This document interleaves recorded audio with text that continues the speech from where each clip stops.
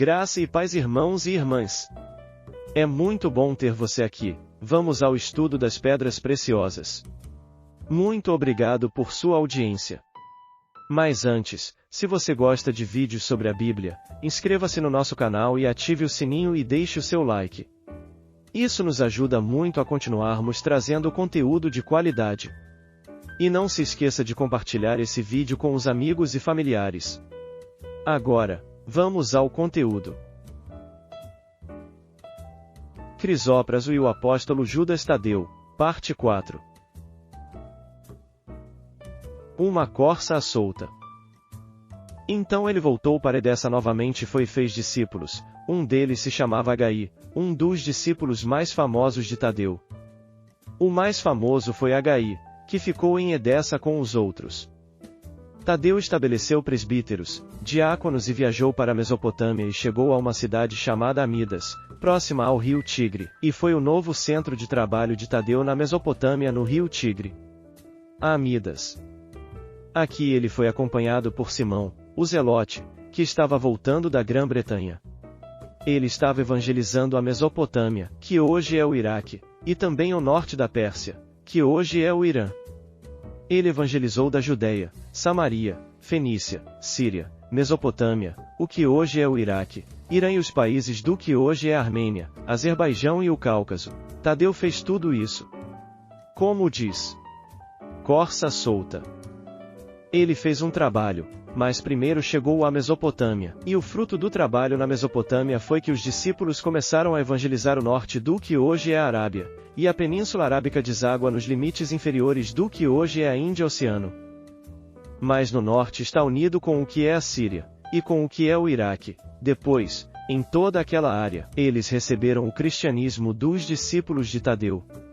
Aquele que evangelizou aquela área, aquele que nomeou os presbíteros, aquele que estabeleceu o ministério lá em nome do Senhor foi Tadeu. Mais tarde, na Mesopotâmia, ele foi visitado por algum tempo pelo apóstolo Mateus, que mais tarde retornou à Etiópia. E Bartolomé também se juntou a ele, e então Bartolomeu foi com Tomé para o norte da Índia, enquanto Tadeu foi para a Armênia. Assim, ele evangelizou toda aquela região, e foi ele quem fundou aquelas igrejas na Armênia. Hoje os armênios se autodenominam perante o papado de Igreja Autocéfala, que não depende de Roma, porque foi fundada diretamente por um apóstolo, que era Judas Tadeu, irmão do Senhor Jesus. Então, eles dizem que não precisam se submeter ao Papa. As igrejas da Armênia mantêm isso até hoje e tem muito a ver com Jerusalém. E então, quando ele já havia avançado naquela pregação, por volta do ano 60 Bartolomeu chegou, e novamente se juntou a ele e trabalhou com ele. E então, é dito que por instigação destes Severus, que era chamado de filho mais novo de Abgaro, e que não concordou com a revolução que Tadeu fez em seu reino, então ele ordenou que ele fosse morto. Eles mataram Tadeu, mas Bartolomeu permaneceu na Armênia de 60 a 68 depois de Cristo. Quando você vê em um mapa, você verá o Mar Cáspio, e na costa oeste está a capital do Azerbaijão chamada Baku. Continuamos subindo um pouco e encontramos uma cidade que hoje se chama Derben. Foi aí que também mataram Bartolomeu. Esse foi o trabalho de Tadeu em toda aquela região, e percebemos o que é dito da tribo de Naftali. Corça solto, a pedra de Tadeu, crisópraso, uma corça solta que dirá belas palavras, a cor do crisópraso, verde maçã, fala de vida fecunda, um homem que viajou muito. As tradições são tremendas, não apenas entre as igrejas armênias, as da Mesopotâmia, as da Síria, mas até mesmo na Etiópia. Ele não foi para a Etiópia, mas existem livros em etíope que contam todas essas histórias de Tadeu. Mateus, que a visitou, foi quem evangelizou a Etiópia.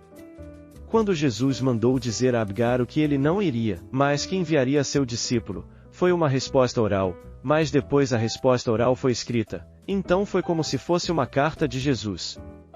Depois, ao texto das palavras legítimas de Jesus, que foram escritas, ao longo dos séculos foram acrescentando florzinhas até virar uma carta cheia de floripondios, que, acompanhando o processo, você vê que as versões mais antigas são mais simples, as dos séculos posteriores estão cheias de ornamentos, mas retêm a essência. Todos esses países são muçulmanos hoje, exceto a Armênia, porque esses países fizeram uma coisa terrível.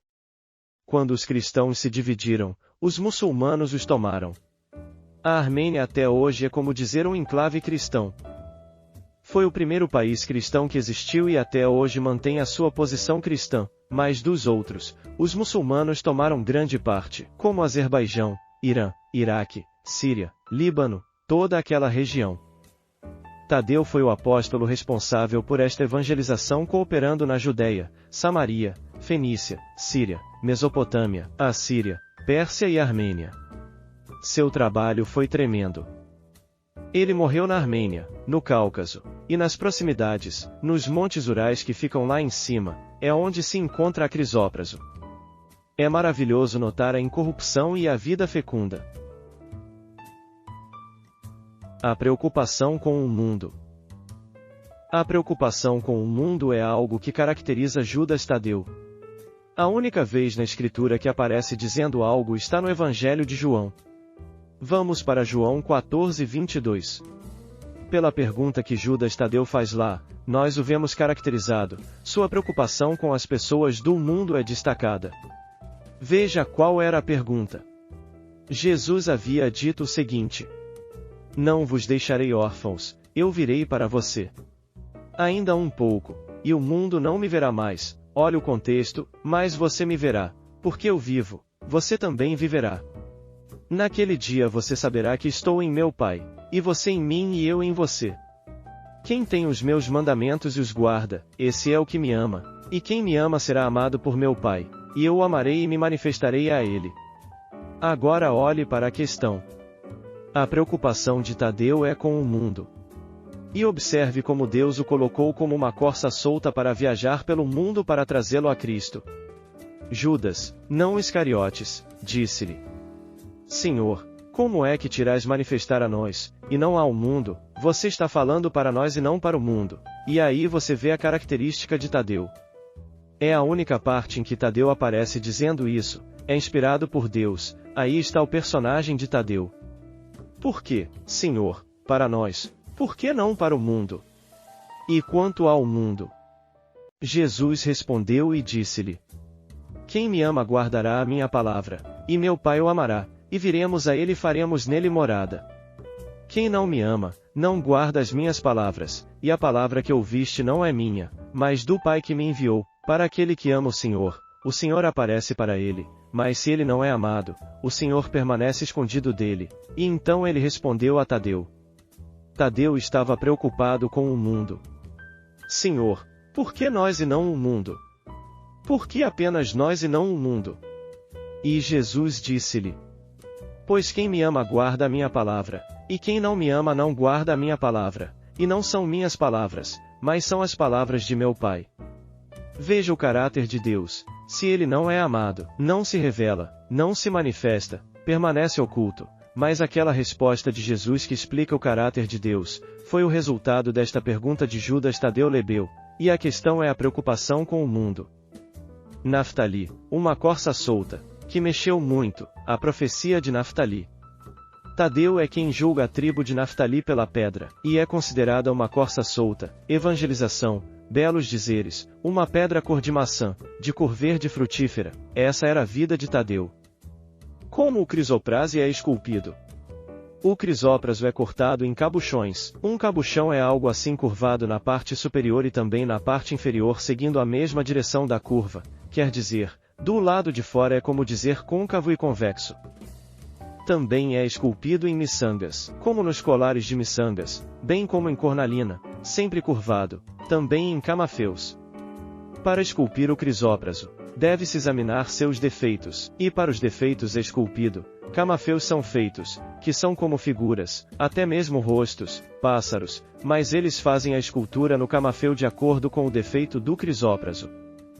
Deus é tão misericordioso que, onde é feio, torna-se belo. Ele agarra o erro do crisópraso, onde a pedra tem algum defeito, e a partir daí ele começa a esculpir e dar-lhe as formas em glípticos ou camafeus. Os camafeus estão em relevo e os entalhes estão para baixo, de onde está o avião, é tributado para fazer o buraco dentro. Em vez disso, o camafeu está de cabeça para baixo, em relevo. É assim que o crisópraso é esculpido, em cabuchões, contas entalhados em camafeus, e entalhados em glípticos e entalhes pelo artista. Obrigado por assistir até aqui. Chegamos ao fim do estudo sobre a pedra preciosa crisópraso. Não percam os próximos vídeos. Graça e paz, irmãos e irmãs.